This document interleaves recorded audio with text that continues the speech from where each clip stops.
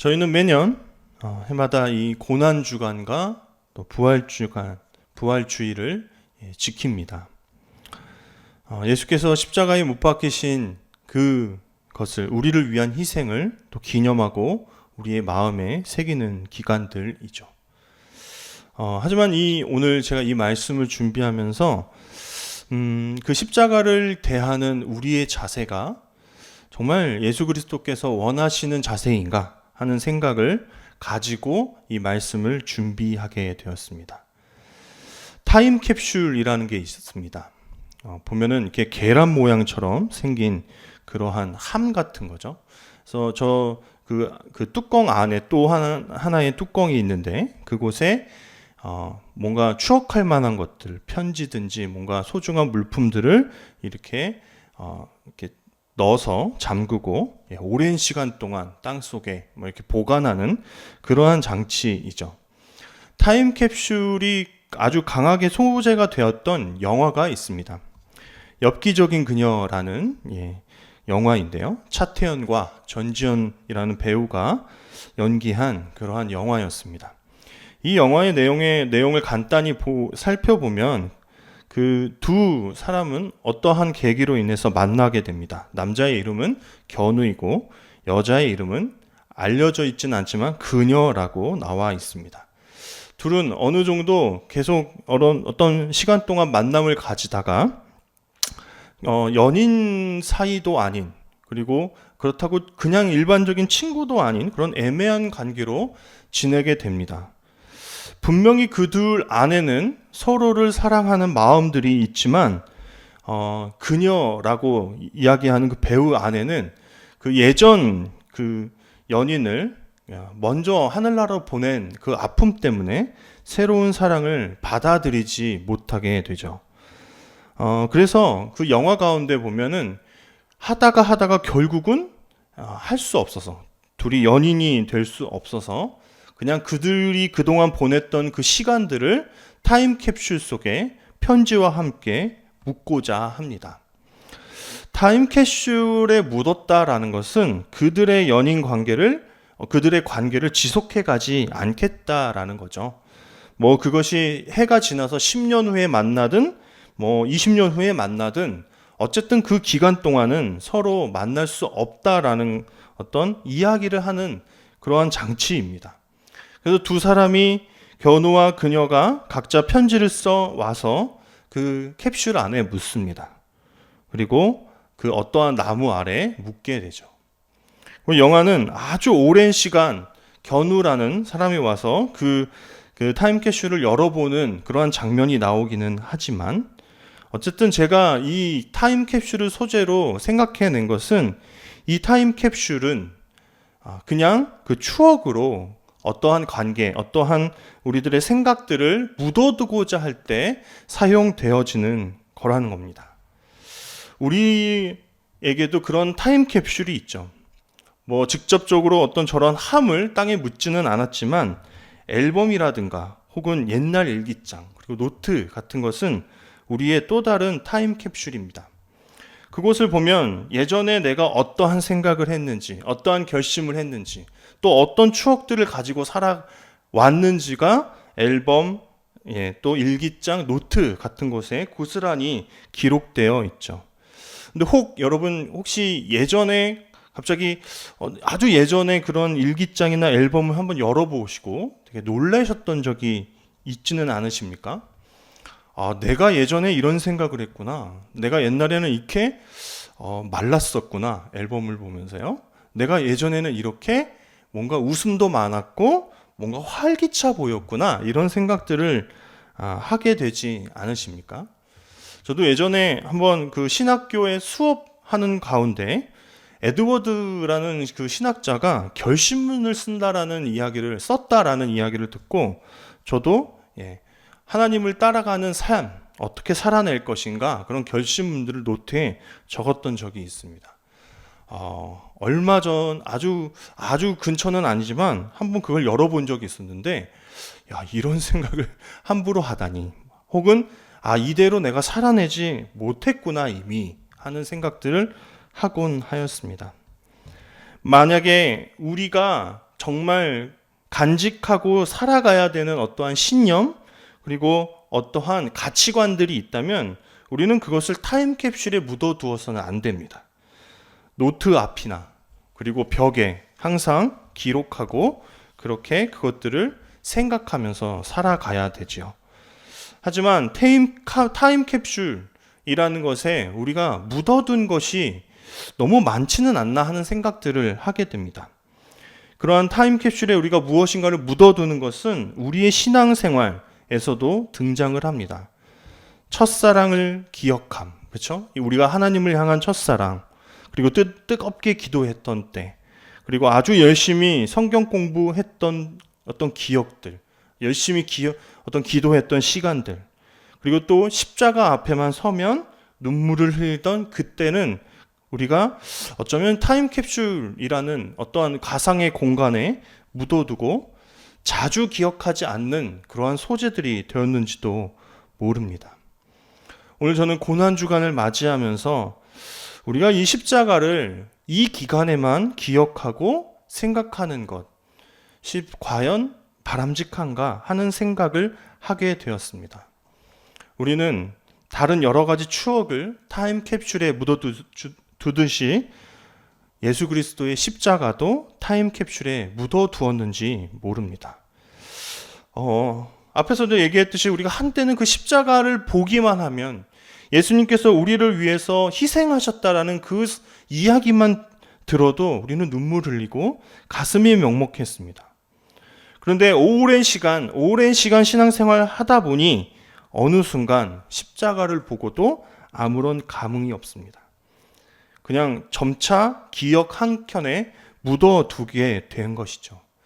근데 왜 이렇게 십자가를 우리가 자주 생각하지 못할까? 타임캡슐에 가둬두듯이 어느 한편에 이렇게 방치해두고 왜 묵상하지 않을까 하는 생각들을 해보았습니다. 4가지 정도로 제가 정리해봤는데, 첫 번째는 십자가를 볼 때 불편한 마음이 듭니다. 그렇죠? 그 십자가를 보면 과거에 우리의 죄악되었던 모습, 마치 우리의 치부가 드러나는 것 같아서 그 십자가를 묵상하기가 좀 꺼려집니다. 혹은 십자가가 가진 잔혹함과 냉혹함 때문에 그렇습니다. 그 예수님께서 받으셨던 형벌, 그것을 굳이 계속 꺼내어서 상념할 필요가 없다라는 생각이 들 수 있다라는 거죠. 세 번째는 복스럽지 않습니다. 뭔가 종교를 믿고 뭔가 어떠한 도를 쫓아간다고 하면 세상에서 좀 잘 되는 모습들, 복받는 모습들을 좀 받아야 되는데, 그러한 인상들을 비춰야 되는데, 그냥 매일 십자가를 묵상한다는 것은 계속 어떤 고난과 고통 속에 사는 것처럼 느껴져서 십자가가 꺼려지기도 하는 것 같습니다. 그리고 마지막은 그 십자가가 단지 통과 의례쯤으로 여겨지기 때문입니다. 이러한 점은 이 4번, 특히나 이 맨 마지막에 이 통과 의례쯤으로 여겨지는 이러한 부분은 우리 한국교회가 이신층이라는 교리로 그 교리 안에서 뭔가 매여 있었던 그러한 가르침이었습니다. 십자가를 믿을 때 십자가를 통해서 우리가 믿음으로 들어올 때만 마치 그 십자가가 우리에게 필요했던 것처럼 여겨지는 겁니다. 믿음으로써 의롭게 되었기 때문에 이젠 더 이상 십자가의 희생을 우리가 계속 꺼내서 묵상할 필요는 없지 않나라는 생각을 우리도 모르게 은연중에 하고 있는 것은 아닌가 하게 되는 생각을 합니다. 왜 그럴까요? 왜 이런 생각들이 만연할까요? 한국교회 안에 있는 여러 신앙인들은 특히나 믿으면 그만이다 하는 생각들이 아주 만연해 있기 때문입니다. 아니, 한국교회가, 그리고 한국교회의 신학교들이 이 신층을 너무 강조함으로써 그런 식으로 성도들을 가르쳤는지 모릅니다. 우리는 마치 이미 의인들이 된 것처럼, 이젠 더 이상 십자가를 묵상하는 것이 우리의 삶에 필요 없는 것처럼 그렇게 가르쳐 버렸는지도 모릅니다. 믿음이 마치 종착지인 양, 믿었으니 이미 이제는 우리에게 아무것도 두려울 것이 없다는 듯이 그렇게 생각하고 있는지도 모릅니다. 하지만 제가 베드로 사도의 그 말을 통해서 믿음이 종착지가 아니라 시작점이라는 점을 발견하게 되었습니다. 베드로 후서 3장 4절에서 7절까지에 기록되어 있는데요. 함께 읽도록 하겠습니다. 이로써 그 배배롭고 지극히 큰 약속을 우리에게 주사 이 약속으로 말미암아 너희가 정욕 때문에 세상에서 썩어질 것을 피하여 신성한 성품에 참여하는 자가 되게 하려 하셨느니라.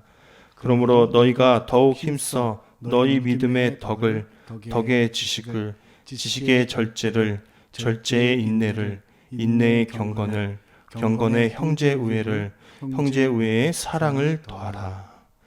네, 오늘 베드로 사도가 그래서 이야기했듯이 믿음은 시작점입니다. 믿음은 종착점이 아닙니다. 마치 우리가 믿는 순간 모든 것이 다 끝났어 라고 생각되어져서는 안 된다라는 거죠. 믿었으니 이제는 그 믿음의 덕을, 그 덕의 지식을, 그리고 그 지식의 절제를, 그래서 우리가 사랑하는 데까지, 하나님의 사랑을 닮아가는 데까지 나아가는 것, 그것이 신성한 성품에 참여한 자들이 앞으로 이루어가야 되는 성화가 아니겠나, 그렇게 생각해 보게 되었습니다.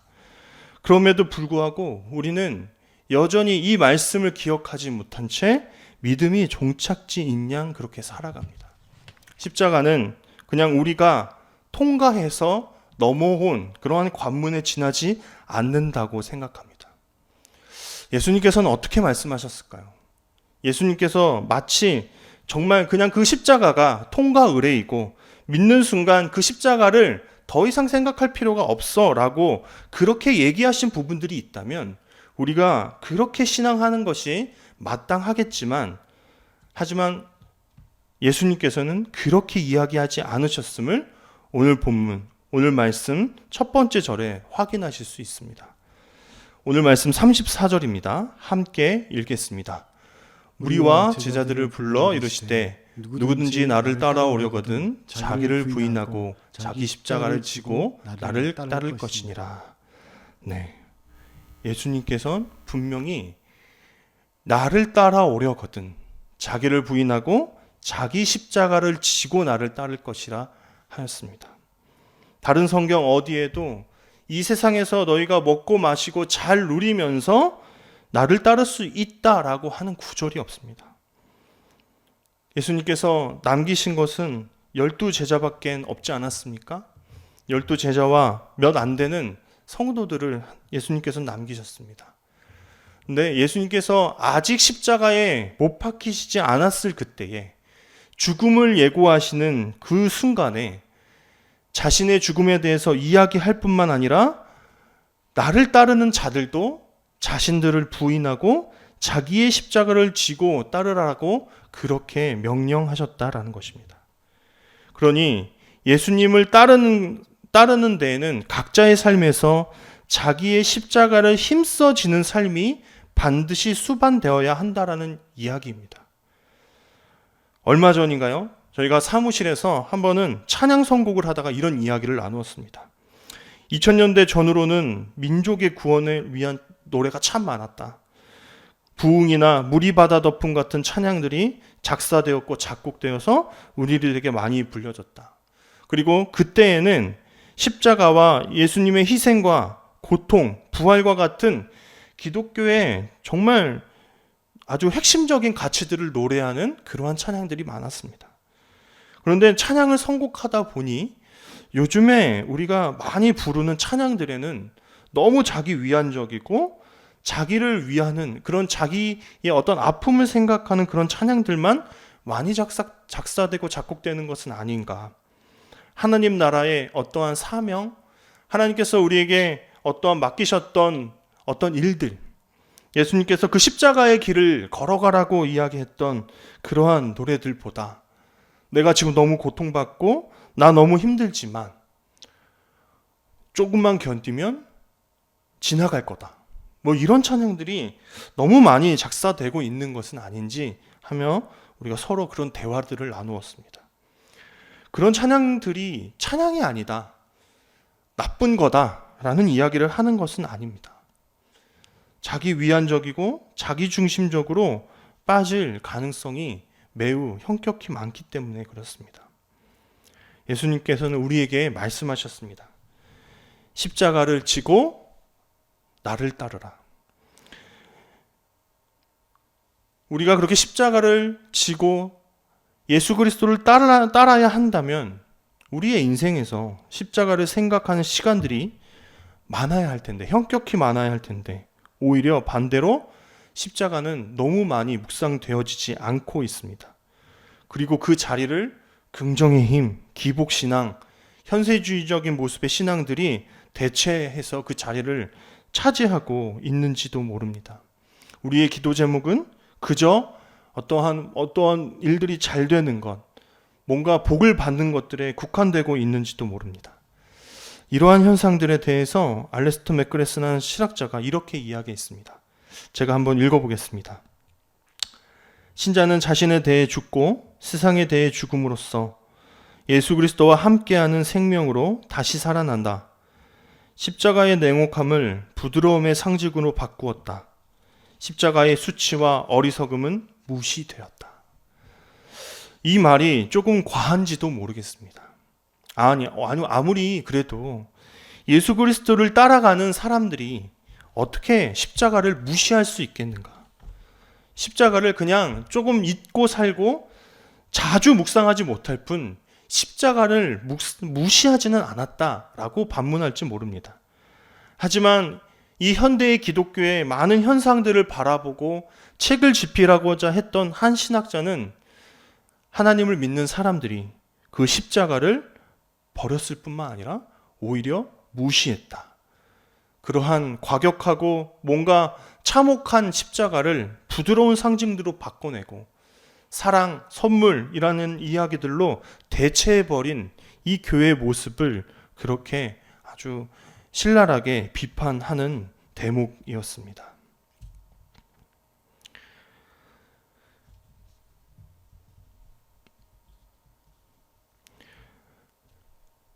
예수님께서는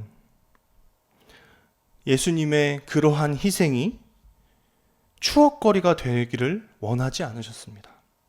예수님께서는 그리스도께서 살아나신 그리스도의 살아나심으로 말미암아 구원을 얻게 된 그 사람들, 예수님을 따르는 제자들도 예수님의 도를 따르는 그 길에 동참하기를 간절히 바라셨습니다. 다른 길이 있었다면요, 예수님께서 말씀해 주셨을 것입니다. 이렇게 저렇게 살 수도 있어. 꼭 굳이 십자가를 지진 않아도 돼. 하지만 내 생각엔 너희 중에 십자가를 지는 사람이 많았으면 좋겠어 라고 하셨을지 모릅니다. 하지만 예수님은 아주 단호하게 내가 십자가의 길을 가듯이 너희도 그 길을 따라오라고 부탁하셨습니다. 그렇게 명령을 하셨습니다. 십자가를 지고 가는 삶을 살아가라고요. 도대체 그 십자가를 지는 삶, 그 십자가를 지고 사는 삶이 무엇인지를 한번 더 자세히 알아볼 필요가 있습니다. 35절입니다. 우리 이어지는 35절을 함께 읽도록 하겠습니다. 누구든지 자기 목숨을 구하고자 하면 잃을 것이요 누구든지 나와 복음을 위하여 자기 목숨을 잃으면 구원하리라. 네. 그 말이 무엇인지 알아듣지 못하는 그 제자들에게, 그리고 깨닫지 못하는 현대의 우리에게 더 자세히 한번 풀어서 이야기해 주십니다. 그것은 나와 복음, 예수님과 복음을 위해서 우리들의 목숨도 잃어버릴 것처럼 살아가라는 것입니다. 십자가는 섬김과 희생을 이야기합니다. 그 십자가와 희생을 묵상하다 보면 그냥 그 십자가의 섬김과 희생이 그냥 나를 위한 것으로 끝나서는 안 됩니다. 만약에 마가복음 8장 34절에 기반해서 예수 그리스도의 십자가를 묵상한다면 당연하게 우리도 어떻게 살아가야 할지에 대한 질문이 탄생하게 됩니다. 예수님 십자가를 지고 따라가라고 하셨는데 그럼 내 인생에서, 내 삶에서 그 예수님의 그 길을 따라가는 것은 도대체 무엇일까 하는 생각을 하게 된다라는 거죠. 기독교의 신앙, 그리고 우리의 신앙의 원천인 십자가가, 그 십자가가 없었다면 우리는 이 자리에 있을 수 없습니다. 구원을 받을 수 없습니다.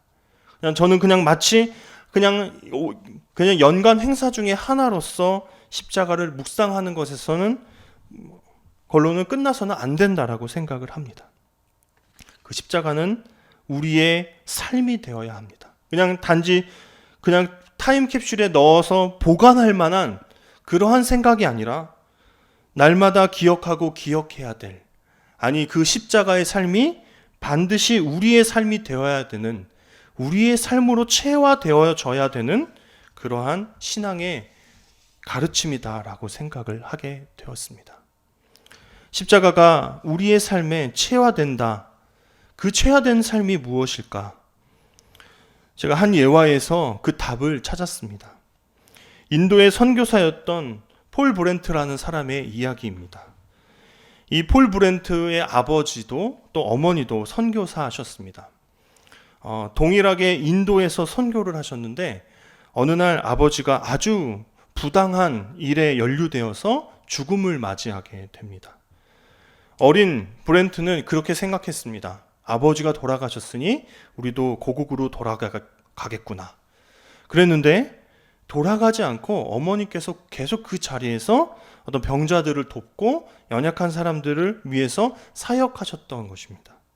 그래서 아주 자연스럽게 폴 브렌트도 의사가 되어서 나병 환자들을 위한 어떤 사역들을 하였습니다. 그 나병 환자를 위해서 섬기면서도 폴 브렌트 마음속에 간혹 드는 생각이 무엇이냐? 나도 나병이 옮으면 어떡하지?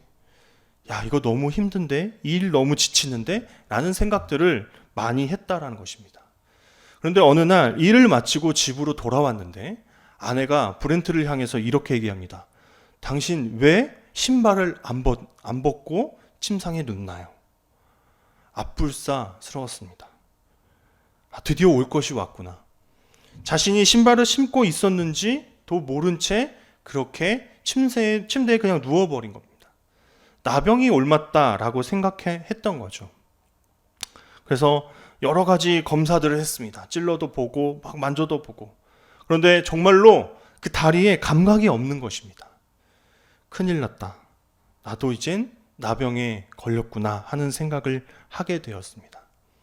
하지만 그 다음 날 다리에 감각이 다시 돌아왔고 그 폴 브렌트의 그러한 일시적인 현상은 그냥 피로 누적과 어떤 현상 때문에 그렇게 잠깐 마비된 것으로 판단되어졌습니다.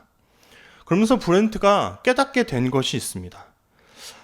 내 몸에 고통이 사라지니 우리의 삶에 고난이 없는 것이 곧 죽음이구나. 여러분, 시체를 찔러도 절대 반응하지 않습니다. 아무리 그 시체는 어떤 외부의 압력을 가해도 반응하지 않습니다.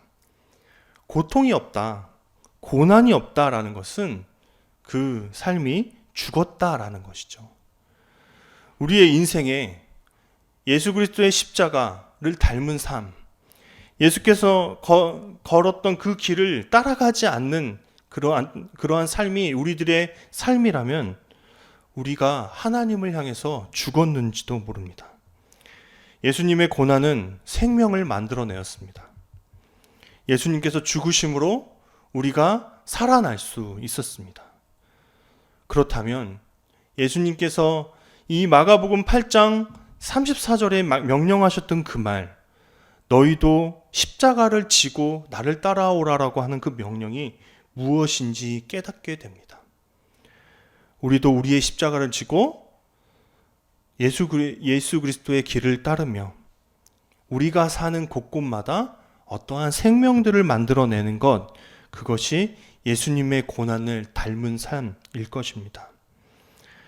구체적으로 이렇게 이야기할 수 있죠. 어떻게 하면 우리도 생명을 만들어내는 삶을 살까요? 우리가 어떻게 예수 그리스도의 십자가가 이젠 추억이 아니고 우리의 삶의 일부인 것으로 살아낼 수 있을까요? 그것은 우리가 그분의 십자가를 모르는 이들에게 기꺼이 전함으로써 가능할 수 있습니다. 오늘날 서로의 어떠한 이러한 불편한 감정들을 만들어내지 않으려고 굉장히 노력합니다. 예수 그리스도의 이름을 직접적으로 전하지 않고 어떠한 우리들의 모습과 행동으로 전도하자라는 것들이 팽배합니다. 하지만 어떻게 한마디도 예수 그리스도에 대해서 이야기하지 않고 그분을 소개할 수 있겠습니까? 세상 사람들이 듣기 싫어하고 세상 사람들이 불편하게 여긴다 할지라도, 아니 우리 가족 중에 하나님을 잘 몰라서 예수 그리스도를 거부하여서 교회에 나오기를 싫어하는 누군가가 있다 할지라도 어찌 그냥 방치할 수 있겠습니까? 그분의 십자가가 그 한 사람을 구원하고자 그렇게 그를 향해서 세워져 있는지도 모르는데요. 또 이런 것입니다. 섬길 자가 없는 곳에 우리가 희생하는 것입니다. 교회 안에 여러 가지 모습들 안에서 섬김이 필요하죠. 나는 할 수 없습니다. 나는 힘이 듭니다. 라는 이유들을 대면서 우리가 그것들을 거부하는 것이 아니라 내 자신을 희생하며 하나님의 나라, 하나님의 그 복음을 위해서 섬기는 자리에 우리가 있는 것입니다. 혹은 또 우리 주변에 고통받는 이들을 위해서 헌신하는 모습으로 우리가 그 십자가의 생명을 만들어낼 수 있다고 생각합니다. 여러분은 어떠십니까? 지난 부활절 이후에 십자가를 많이 생각하지 않다가 오늘 이 자리에서 많은 시간 동안 십자가를 노래하고 그렇게 묵상하고 계시지는 않습니까? 그런데 이것은 꼭 저의 이야기이기도 합니다. 어느 날은 찬양을 하는데 제가 부르고 있는 찬양들에 십자가가 없다라는 것을 깨닫게 되었습니다.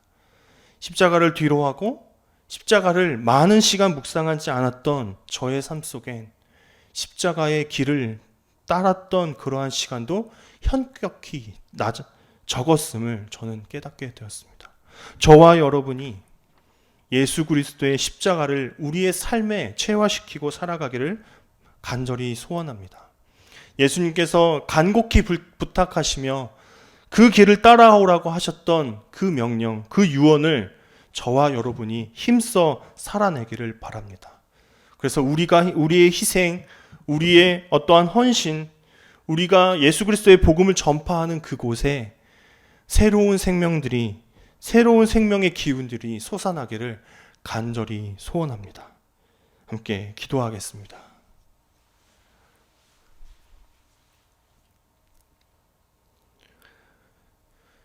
우리를 위해서 죽으신 그 십자가, 오늘도 이 시간 주님의 그 십자가를 묵상합니다.